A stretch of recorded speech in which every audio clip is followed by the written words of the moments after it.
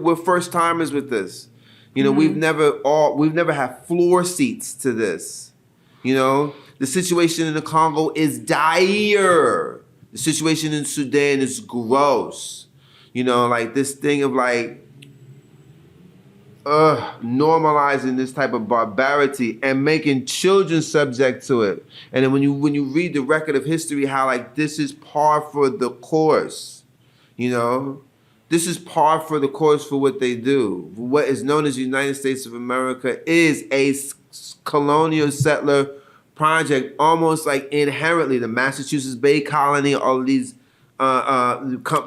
these were corporate concerns that were chartered, funded to conquer the new world. Yeah, manifest destiny. Already been there, and to plunder it for the sake of the crown, the cross, the king, and so on, so on, so on, so on, so on, so. And they paved over it and built a parking lot and put a mall on top, and everybody just blithely goes their way. Now, that's been working for some time now, and working is a very loosely defined term. Mm-hmm. Nonetheless, that's a king, but what's a crown to the clouds? Right? You know, and the kingdoms come and go. You know, as the Hopi chief said famously in one of his exchanges, he said, "We were told that America was the thing that we would see come and go." So this idea of permanence via brute force is just not historically supported. And if you doubt it, well, then you go to any museum of antiquity and see where all of the thugging gets the thugs. It comes to an end. It does. And a messy end, and it's never to their benefit. So I guess everybody who sells dope is like, nah, see, but what I'm gonna do, it's like, okay, well, you know, the dope game is cursed, and so is the dope. Mm-hmm. So good luck with that. Now, there's people who oppose at every level. There are people who are in the active, like, hand-to-hand struggle. And each one is called for what they are called for. But for people that are not called to actually having to fight in that way, then support the advancement of humanity and the advancement of the cosmic situation that every human being is, to destroy it and to rob it of vitality, or to try to steal its joy, even to attempt to do it, is a grave disorder. There will be punished, and the reckoning is not only coming, it is here from ends that the oppressor does not yet perceive, and they're the last ones to know. And by the time that they realize it, it's already too late. So I know it's heartbreaking. You should be heartbroken. That means your heart is working.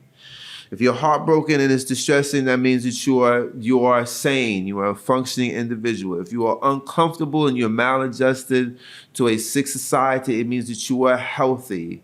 I am mourning for all of us, but also I didn't get bombed today. Right. Literally, but figuratively, we're all getting carpet bombed. Mm-hmm. Even the carpet bombers.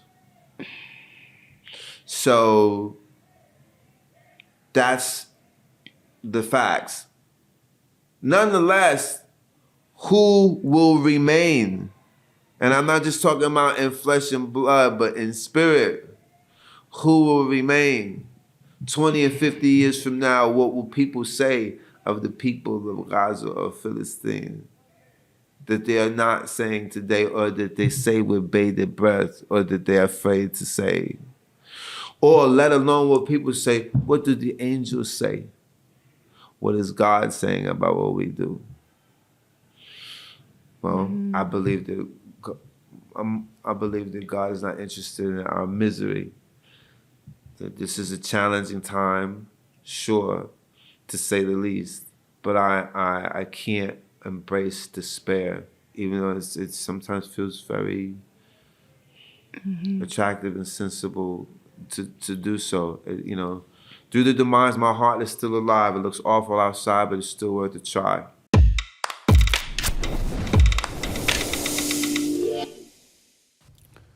Hey, shalom, shalom. This is the brother Abad. You're back here once again. Before I get started, like always, I want to give all praises and glory to Yahweh, Bahasham, Yahweh Shah, Bahasham, Rachaha Kwadash. Double honors to my teachers, the elder apostles of Great Millstone, and shalom to the hopeful elect. I want to touch on this topic of the rapper Mos Def saying in a recent interview that the rapper Drake isn't hip hop. Of course, everybody clipped the interview and chopped the interview and chose that to be the headline of the interview. But when you watch the whole interview in its totality, which I haven't seen the whole interview yet, but I plan on watching it, Lord willing. But I happened to run into some short clips outside of the part where he was talking about Drake not being hip hop. And of course, everybody got their opinion on that short little clip. But what he was saying was much deeper. And he further elaborated on that point further down in the interview.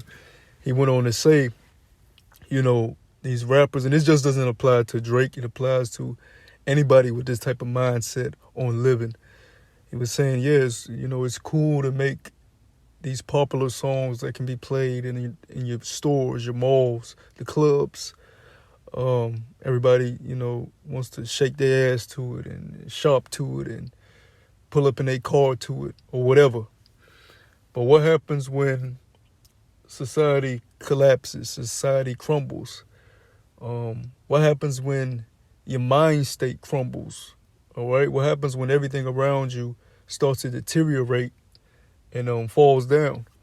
You're going to need substance within your life. And basically what he was saying is,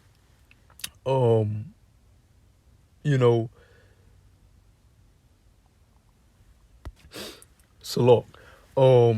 Basically what he was saying was, you're going to need substance in your life. Of course, okay, the music sounds good to your ears, all right? It feels good when you consume it. But like he said in the interview, he says you feel more empty than you were before you even listened to the song. It doesn't fill you up. It doesn't give you true nutrients, right? It's like with anything that you consume, all right? Whether it be a movie, whether it be a book you read, a song you listen to, food you eat, anything you consume.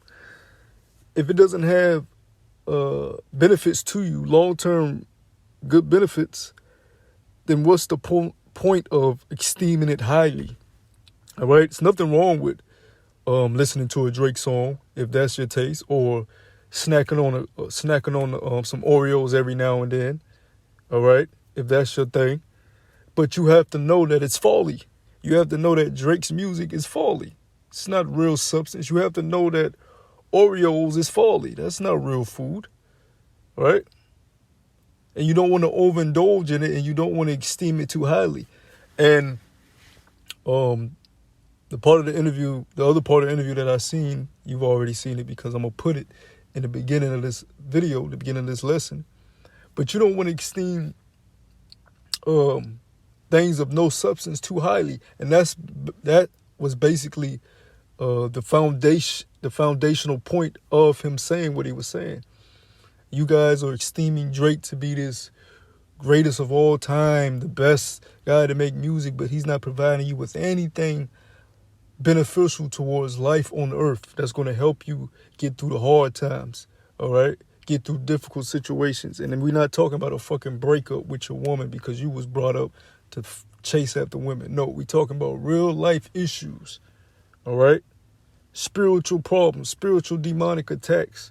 Can Drake help you get through that? Or any of these celebrities that done sold out to, just to get a penny, just to get a bag, right? Just like he made another point, which Solomon was going into Solomon in the scriptures, King Solomon went into all this, how Mos Def said, It's cool. You sell out to make these songs, and they reach the top of the charts, and you're able to buy a big house and nice cars. But does that what is there any? That's not where your value lies, right? That's not where your value lies. And matter of fact, since I brought up Solomon, let me go ahead and get it. Over here in the book of Ecclesiastes, the first chapter. And let's see where I want to start. And this is verse 14. This is Ecclesiastes chapter 1, verse 14. I have seen all the works that are done under the sun, and behold, all is vanity and vexation of spirit. Like I said, you need something. You want to esteem things of substance, things of righteous substance. Vanity means be empty, of no worth, of no value. All right. You having a nice car, cool. That car is going to get old. That car is going to break down. Then you're going to want a better car. Then the cycle continues with whatever other material thing you desire. All right. If you don't have a right spirit within you, if you don't have peace within your spirit, then all those things are going to come and go, and it's just vanity. It's emptiness. It's not going to fool you up. A cheeseburger from fucking where these zombies be eating. Let's say McDonald's, right? I haven't eaten there in over a decade. But let's say McDonald's, right? These people, it feels good to eat what's the burgers they got? The double cheeseburger, Big Mac. It feels good to indulge in that. It tastes good in the moment. But it doesn't leave you any substantial righteous substance. It doesn't boost your minerals within your body. All right? It doesn't boost your immune system. Matter of fact, it does the opposite. All right? It doesn't get your bowels in order. It doesn't give you a clear mind. It's just comfort food for the few minutes you indulge in it. And then whenever you decide to let it out through your, system, then you're back on the same cycle. It's vanity. It's emptiness. It's vain. All right? So Solomon said, I have seen all the works that are done under the sun, and behold, all is vanity and vexation of the spirit. And that's basically the point Mos Def was trying to get across with saying Drake is not hip-hop, because his idea of hip-hop is something that contains substance, a message behind it. Hip-hop should contain a message that fills you up, all right?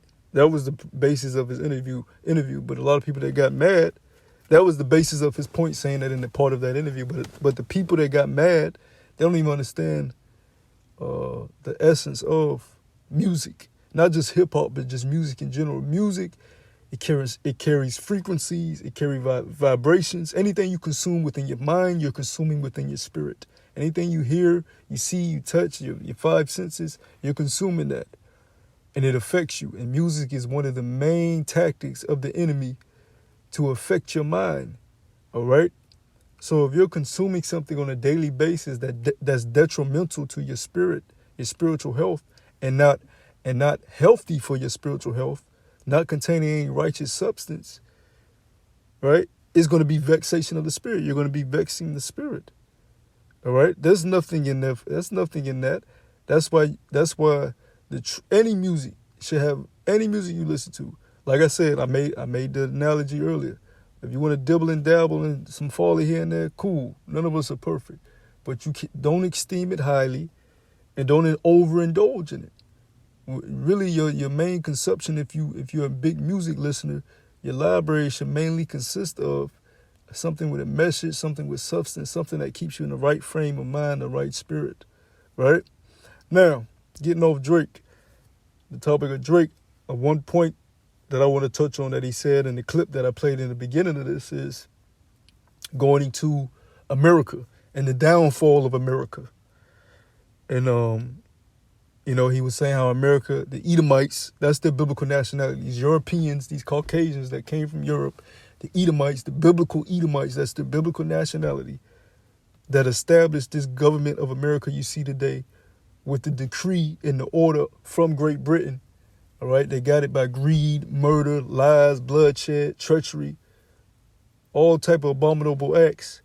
And he said, look, history shows you that empires that are established that way, there's a ticking time bomb on their rulership, right? Kingdoms come and go. He said that, and he said, yeah, a crown is cool, but what's a crown to the clouds? Meaning, what's a crown to the Creator?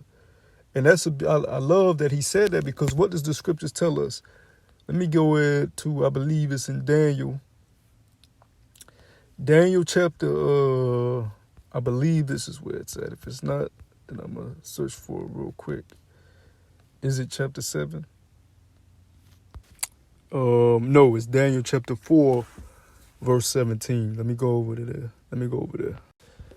So over here in the book of Daniel chapter 4, starting at verse 17, and it reads, This matter is by the decree of the watchers, and the demand by the word of the holy ones, to the intent that the living may know that the Most High ruleth in the kingdom of men, and giveth it to whomsoever he will, and setteth up over it the basis of men. And this was during the time of the Babylonian Empire with Nebuchadnezzar. Daniel got this spirit upon him to say this.